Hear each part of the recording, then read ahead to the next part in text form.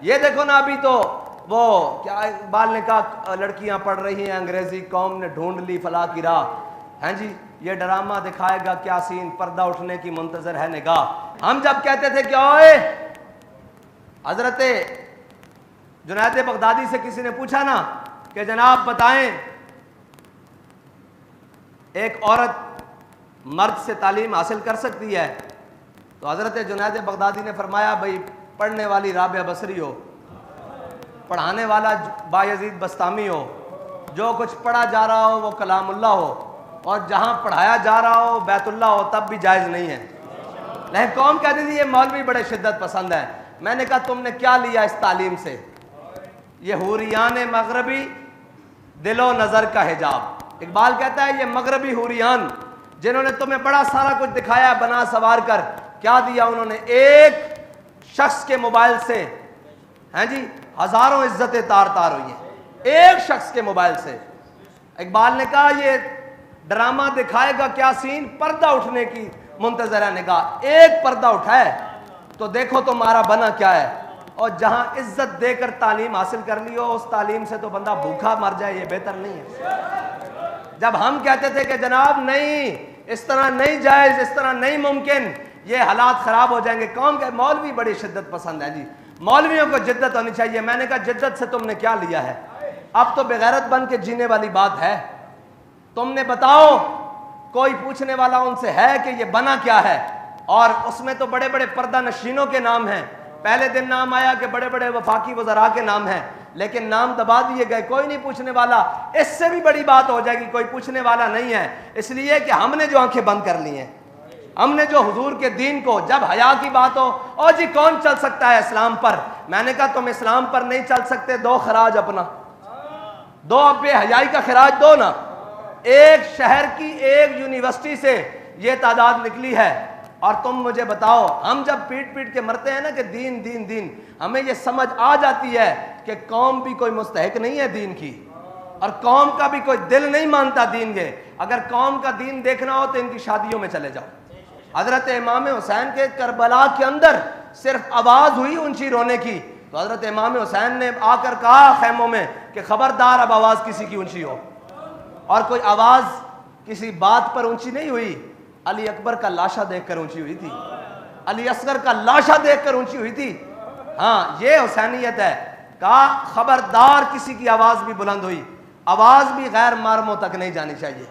ہیں جی یہ ہے حسینیت. اور جب یہ بات کریں تو پھر کہیں گے جناب کون اسلام پر چل سکتا ہے؟ جی آپ کیسی باتیں کرتے ہیں، آپ کیا باتیں کرتے ہیں، آپ جناب کیسے، قوم کیسے چلے گی جناب اسلام پر جب عزتیں تو لٹوا رہی ہو تعلیم کے نام پر.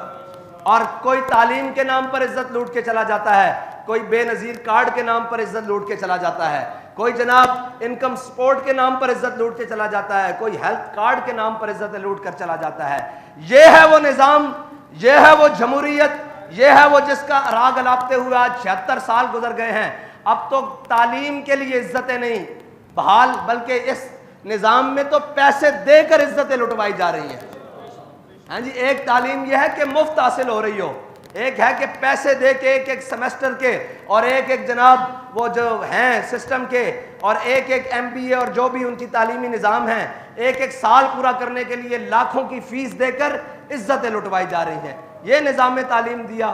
وہ تو لارڈ میکالے جب اس برِ صغیر میں آیا تھا تو اس نے آ کر کہا تھا کہ میں واپس جا کر تقریر کی، اس نے کہا تم اس قوم کو شکست نہیں دے سکتے، اس نظام کو چھوڑ کر ہم نے یہ نظام اپنایا ہے. ہاں صاف سن گیا ہے قوم کو بھی، ہاں سب کو، اس لیے کہ حضور کے دین کو جو کمر کی ہے، قرآن کو پیچھے چھوڑ کر یہ تعلیم جدت کے نام پر آئی تھی تو پھر اس طرح ہی ہونا تھا نا. اگر قرآن کو پڑھا ہوتا تو پھر اس طرح تو نہیں ہو سکتا تھا نا. اگر قرآن کا نظام ہوتا، قرآن کی تعلیم ہوتی، پھر تو اس طرح نہیں ہو سکتا تھا نا. پھر تو حیا اور محبت کا درس ہونا تھا، پھر تو وفا و عشق کا درس ہونا تھا. لیکن یہاں تو عزت تاراج کر کے، سارا کچھ تاراج کر کے. اور میرے آقا مولا صلی اللہ علیہ وسلم قرون اولیٰ کا زمانہ ہے جہاں بابا جی احتیاط سے بات کرتے ہوئے کہتے تھے کہ جب مدینہ پاک میں زلزلہ آیا نا تو حضرت عمر نے اگلے دن تقریر کی، فرمایا ما ھذا ما حدثتم. اس کے بعد حضرت بابا جی فرمایا کرتے تھے کہ صحابہ کرام نے کیا کیا ہوگا؟ اتنا ہی کیا ہوگا نا کہ کوئی نماز بغیر مسواک کیے پڑھا دی جاتی ہوگی، پڑھا دی گئی ہوگی یا پڑھ لی گئی ہوگی. یہی ہوا ہوگا نا، اتنا پاک دور. لیکن میرے آقا مولا صلی اللہ تعالیٰ علیہ وسلم کی ظاہری حیات میں مسجد نبوی کے 2 دروازے تھے، ایک سے مرد داخل ہوتے تھے اور ایک سے عورتیں داخل ہوتی تھی. جب میرے آقا مولا صلی اللہ علیہ وسلم کے ظاہری حیات کے بعد جب مسجدوں میں عورتیں آنا بند ہو گئی تو حضرت عبداللہ بن عمر سے کسی نے کہا کہ آپ اس دروازے سے کیوں نہیں داخل ہوتے؟ کہا میرے آقا مولا صلی اللہ تعالیٰ علیہ وسلم نے منع فرمایا تھا.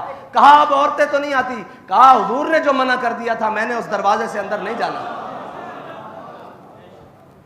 یہ اس قرون اولیٰ کی دور کی بات کر رہا ہوں. اس دور میں بھی حضور نے فرمایا تمہاری نماز تمہارے گھر کے پچھلے کمرے میں زیادہ قبولیت ہے. یار فرض نماز اگر عورت کی پچھلے کمرے میں زیادہ قبولیت ہے، اور مجھے یہ بتاؤ کہ یہ کون سی تعلیم ہے جو عزت کو تاراج کر کے حاصل کی جائے، جو عزت اور غیرت کی جنازے نکال کر دیے جائیں اور بس نبکی ہے اب ہر حال پر، اور پتہ نہیں کس دن قوم کی آنکھیں کھلیں گی. یہ بات آج کی ہے، کل چپ ہو جائیں گے، پرسوں پھر ایک نیا تماشا ہوگا، ترسوں پھر چپ کر دیا جائے گا. یہ جناب اسی طرح چلتے رہیں گے اور صرف اتنا خیال ہوگا کہ چلو جی کوئی بات نہیں، یہ کسی کی بیٹیاں نا ہماری نہیں. ہاں ہماری بیٹیوں کا درد تب ہوتا ہے جب دین کا درد اندر موجود ہو. ملت کا درد تب موجود ہوتا ہے جب دین کا درد اندر موجود ہو. جب یہ احساس ہی نہ ہو کہ تو اپنے کماؤ، اپنے کھاؤ، اپنی دولت کے پیچھے پڑے رہو، تو پھر یہ احساس تو ختم ہو جائے گا. یہ احساس تو پھر زندہ نہیں رہے گا کہ ہم نے کس طرح کیا کرنا ہے. اور تعلیم حضرت جناب امام علی مقام کی شہادت اور شہادت امام حسین اسی نظام کے خلاف ہے. یہ جو نظام آج پوری دنیا پر رائج ہے، استبداد کا نظام، جہل کا نظام، وہ اندھیرا ہی بلا تھا کہ قدم راہ پر تھے، روشنی لائی ہے منزل سے بہت دور. یہ روشنی جس کے پیچھے ہم سب صبح شام بھاگ رہے ہیں، اس روشنی کا انجام یہ ہے کہ آج ہماری عزتیں بھی پامال ہیں. تعلیم کے نام پر، صحت کے نام پر اور جناب سارے نام پر. اللہ تعالیٰ ہمیں حضور کے دین کے ساتھ وفا کرنے کی توفیق دے اور سنت حسینی کو زندہ کرتے ہوئے دین کے ساتھ کھڑے ہونے کی توفیق دے. اور ہم تو بڑے بڑے دینداروں کی شادیوں میں بھی گئے ہیں، بڑے بڑے دینداروں کے پروگراموں میں بھی گئے ہیں، بڑے بڑے دینداروں کے ان معاملات میں بھی گئے ہیں. ہمیں تو دین کی دال بھی نظر نہیں آئی. یہ دین کا لبادہ اوڑھ کر اور جناب دین کی وہ ساری باتیں کر ہمیں تو دین، ہم نے جب شادیاں دیکھی تو ہمارا سر شرم سے جھک گیا کہ یار یہ دیندار ہیں، یہ وہ لوگ ہیں جو کہتے ہیں آ کر جناب ہم دیندار ہیں اور ہمارے دین کے دعوے ہیں. دین اس طرح نہیں آئے گا. دین کو تو پہلے اپنی ذات سے لے کر آخر تک عمل کرنا پڑے گا. اور کیا کہتا ہے دین سوختر اندر طلب. اقبال کہتا ہے کہ دین کو پانا ہے تو حضرت جناب ابو بکر جیسی پہلے تڑپ پیدا کر، اور جناب فاروق اعظم جیسی غیرت پیدا کر، اور جناب عثمان غنی جیسی حیا پیدا کر، اور جناب مولا کائنات جیسی شجاعت پیدا کر. یہ ساری چیزوں سے دور دوڑ کر ہم کیسے جانیں گے کہ جناب دین آئے گا؟ ہمیں دین کے لیے سب سے پہلے خود ذاتی طور پر دین پر عمل کرنا پڑے گا، جھوٹ چھوڑنا پڑے گا، بے حیائی. حضرت شیخ نبھان آپ کی قبر پر جب عرب اسرائیل جنگ ہوئی نا تو بابا جی نے سنایا تھا بھی آپ کی قبر پر ایک مراقبہ کرنے گئے عالم، انہوں نے حضرت علامہ نبھان کی قبر پر مراقبہ کیا. انہوں نے کہا حضرت علامہ نبھان یہ حضرت جناب خالد بن ولید کی قبر پر مراقبہ کرنے گئے جب عرب اسرائیل جنگ ہوئی. تو حضرت علامہ نبھان جب حضرت خالد بن ولید کی جنگ پر مراقبہ کیا نا، کہا آپ سیف من سیوف اللہ ہیں، آپ اللہ تعالیٰ کی تلوار ہیں، آپ خالد ابن ولید ہیں. آپ یہ بتائیں کہ اسرائیل اتنا سا اسرائیل ہے اور اتنا بڑا عرب ہے، اس اسرائیل نے عرب کو کیسے شکست دی ہے؟ کیوں نہیں عربوں کو فتح ہو رہی؟ تو حضرت خالد بن ولید نے کہا کہ عربوں سے جا کر کہو کہ تمہارے نوجوان بے حیا ہو گئے ہیں، لڑکے اور لڑکیاں، اس وجہ سے تمہیں شکست ہوئی ہے. جو قوم بے حیا ہو جائے نا، پھر حضرت جناب سیدنا صدیق اکبر نے بھی کہا تھا کہ جو قوم بے حیا ہو جائے پھر اللہ اس کے اوپر اپنا قہر مسلط کر دے گا. ہاں جی، اور اس کے اوپر اللہ عمہم البلا، اور اس کے اوپر اللہ تعالیٰ اپنی بلائیں نازل کر دے گا. اب جب بے حیائی کا عروج اس سطح پر ہے تو پھر ہمیں یہ کہنے میں جناب شرم نہیں ہونی چاہیے یا ہمیں عیر نہیں آنا چاہیے کہ ہمارے ساتھ کیا ہو رہا ہے. ہمارے ساتھ اسی لیے ہو رہا ہے کہ ہم نے اسلام کو چھوڑ دیا. جب میں یہ کہتا ہوں کہ یا اللہ میرا حال دیکھ، آواز آتی ہے بندے اپنا نامہ اعمال دیکھ. اللہ تعالیٰ مجھے اور آپ کو دین کی سمجھ عطا فرمائے. وآخر دعوانا الحمدللہ.